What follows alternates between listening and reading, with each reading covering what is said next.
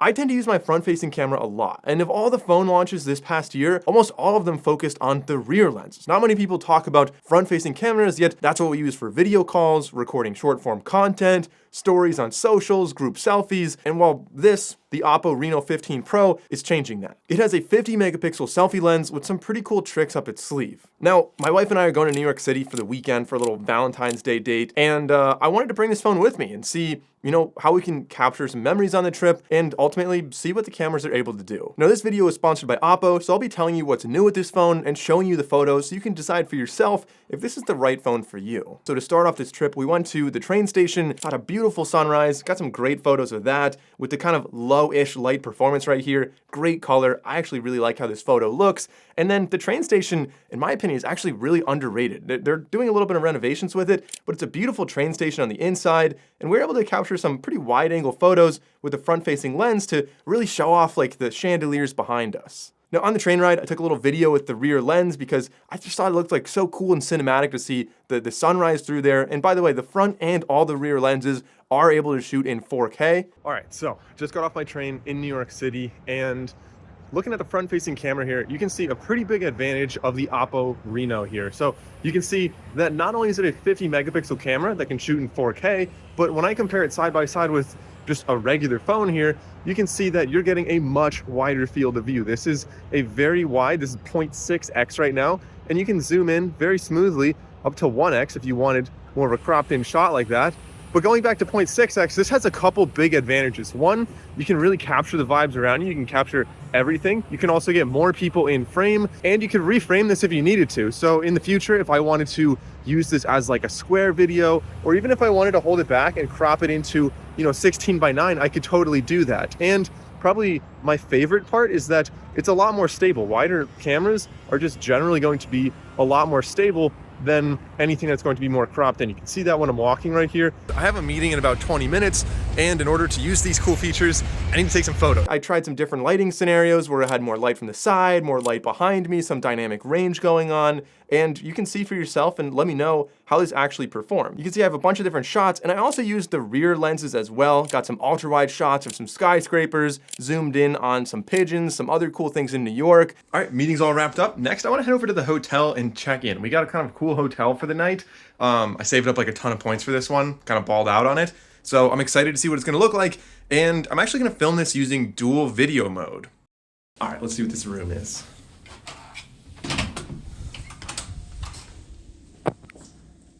Wow, fancy. Look at the bathroom.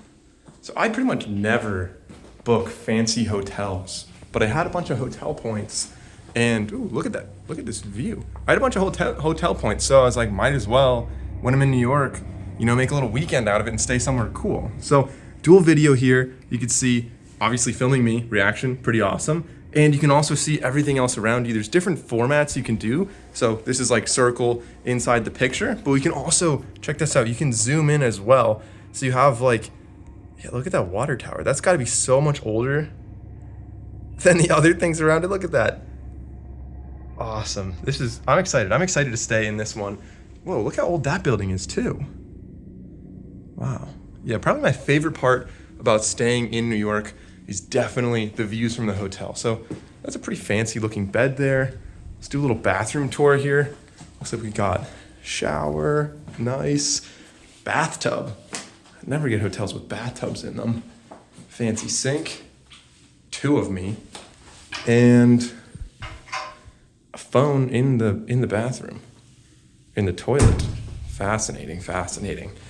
It's above my tax bracket to understand why that's there, but that is so cool.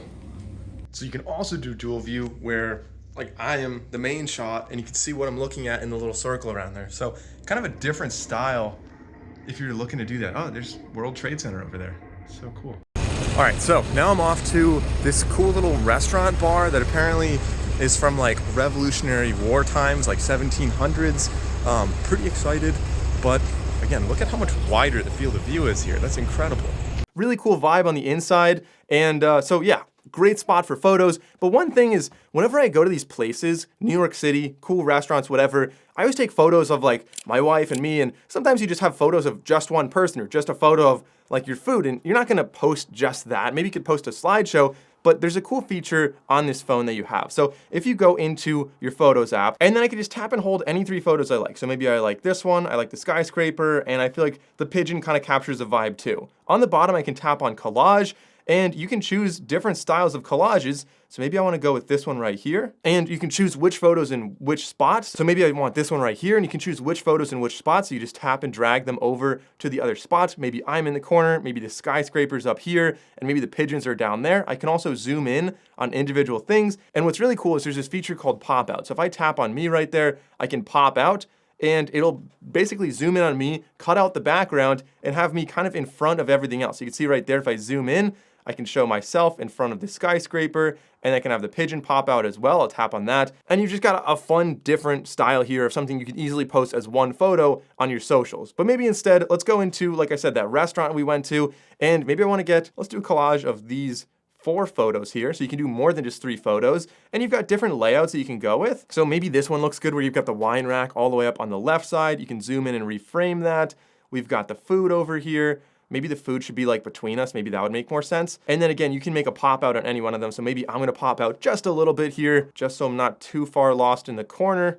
And let's there we go. So actually, I think this one looks even better than the last one, capturing the vibe of the whole restaurant. You've got the food, you've got both of us, and you can never really do that in just one shot. So I'm gonna save this one. And again, that is kind of a cool little collage option you have right there. And check this out, you can also make motion pop-outs as well. So if I select some live photos, like maybe this one where we're just toasting our drinks, I can put that into that same collage and make it pop out so it moves. So I'll just select maybe 4 photos, one of them, maybe all of them, but at least one of them should be a motion photo.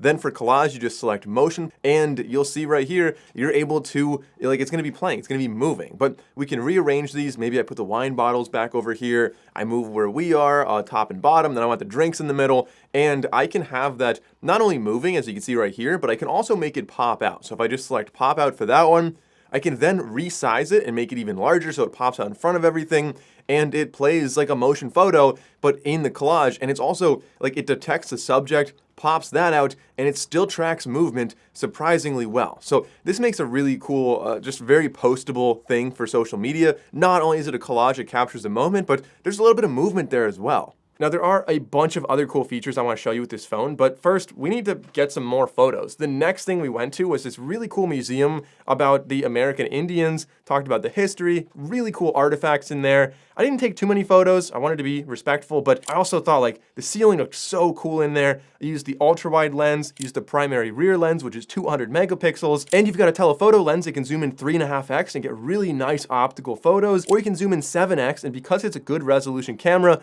you're still able to get really nice sharp photos even at 7x, and it gives you a nice separation from the background, a nice bokeh effect. And check this out, in this restaurant, it was also really, really dark in there. Keep in mind, this is a 250-year-old building. Windows were not that big, and they didn't have a lot of light in there, and yet these photos really accurately captured how, like, warm and dim the lighting was. It didn't make it look too much like broad daylight, but it still brightened everything up just to the right level where everything was sharp and you could really see it. Like the food, for example, I think this is a pretty solid shot, honestly, as far as exposure goes. And there are some other really neat features you can use from the photos of the front or the rear lens. So the next thing we had planned, we went back to the hotel, got changed. We were dressing up to go to a ballet. I've never been to a ballet. My wife did ballet a lot growing up. She was super excited about it, and I was excited to go as well. So first, we took a selfie. This is not portrait mode, just front-facing camera. And one thing is, you're able to capture a lot of things around you, like I said, with the ultra-wide lens, but sometimes you don't want everything in there. So like the little plow sign above, I kind of wish that wasn't there. So if you just tap on the edit icon on the bottom,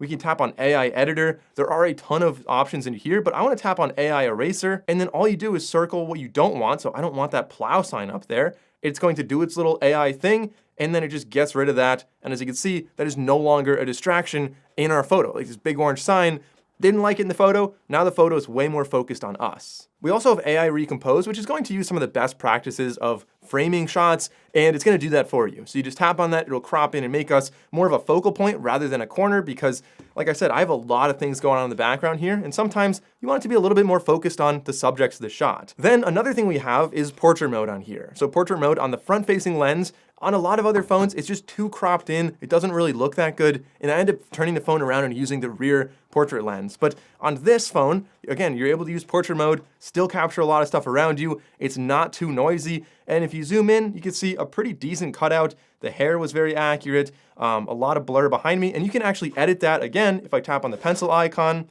I could then tap on portrait and we can choose what the f-stop is going to be. So you can make it super blurred behind me, or you can make it look a little bit more natural, almost like a standard shot, but just slightly more blurred out on the things behind me. So I can say done.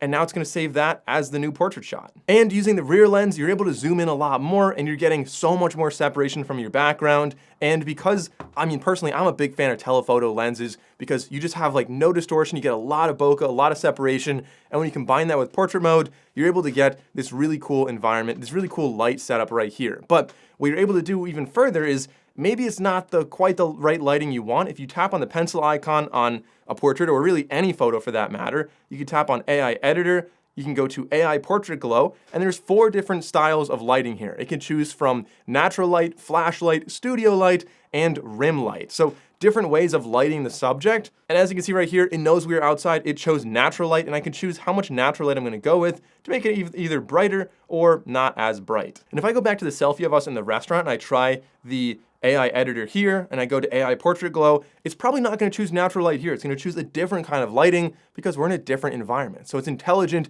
in deciding the correct lighting based on where you are in the photo. So here, it could say basic brightening because we're in a really dim environment. And while we were in there, I took a selfie. Lighting was not good. It was like before we got started. Not the best selfie, to be honest. But if we go to, again, the AI editor, we can change the lighting. This time it chose flashlight, so I'm able to choose like how much brighter my face is. And instead of being really dark, you can get the right exposure just on your face. And last but not least, let's make one more motion pop-out collage to end the day. I think this looks so good. Like we went to dinner, by the way, after the show, but nice little rows there. We've got us standing outside the ballet, and I have got like the playbill there and the theater. Let's see, let's select all 4 of those photos, go to collage. We'll make this rose down here and we'll make it pop out. I think that would be really cool to have that pop out. So we'll tap it, tap pop out. Now the rose pops out right over there. I think that looks so cool. There we go. So that's kind of like the summary of the Valentine's Day trip we did. So that is the Oppo Reno15 Pro. I had a great time in New York City, and having so many camera features like this definitely make it a lot more fun. I also, just filming this video,